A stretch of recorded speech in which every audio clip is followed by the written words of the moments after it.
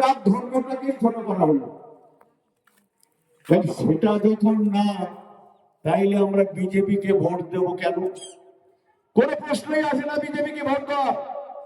আমি আপনাদের কাছে অনুরোধ করব, যে জায়গায় বসে আমরা আজকে মিটিং করছি সেই জায়গায় যে মালিক, সে হচ্ছে আমাদের এই অঞ্চলের প্রধান। তার সম্মান রাখার জন্য আগামী দিনে ব্যাপক ভোটে আবার এই 34 নম্বর বুথকে আমাদের বিপুল ভোটে জয়যুক্ত করতে হবে। তার সম্মানকে বজায় রাখতে হবে। যে কথাগুলো বলে গেল আজকের শফিকুল, যে এই জায়গায় যেসব উন্নয়ন বাকি আছে, আমিও তার সঙ্গে একমত পোষণ করছি। আগামী দিনে আপনারা এই অঞ্চল যেই বুথ জিতিয়ে আনবেন, আপনাদের যে কাজগুলো বাকি আছে, আমরা আগামী দিনে এই কাজগুলো আমরা নিশ্চয়ই পুঙ্খানুপুঙ্খভাবে আমরা পর্যালোচনা করে সেই কাজগুলো আমরা আবার এখান থেকে তুলে আনবো।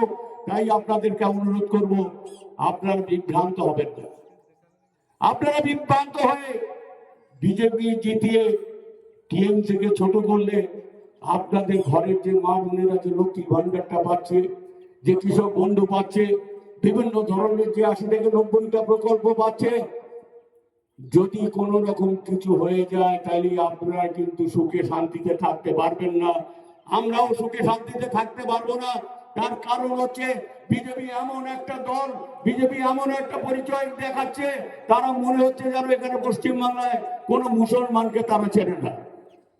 তাহলে মুসলমানকে যদি না চেনে, আমরা জন্মের পর থেকে হিন্দু মুসলমান আমরা পশ্চিমবাংলায় যেভাবে বাস করছি, আমরা তেমনি সরকারি আগরাটি অঞ্চলে হিন্দু মুসলমান আমরা যেভাবে বাস করছি, সেই মানুষগুলোকে আমাদের বিচ্ছিন্ন করে দিতে চাইছে। আপনারা চাইছেন কি সেই বিচ্ছিন্ন হয়ে থাকার জন্য? নিশ্চয়ই আপনারা চাইবেন না। আপনার মুসলমানরা সেখানে যাচ্ছে, মুসলমানদের ঈদের কোন রকম কিছু হলে, কোন রকম পার্বণ হলে সেখানে হিন্দুরাও সেখানে যাচ্ছে। কিছু কিছু মানুষ আমি দেখেছি, কিছু কিছু মুসলমানরা বলে গেলি সেই কবরস্থানে গিয়ে কিছু হিন্দুরা দাঁড়িয়ে থাকে। কারণটা ভালোবাসে আমাদের। এই ভালোবাসার জন্মটা আমাদের কিন্তু একদিন দুদিনের না।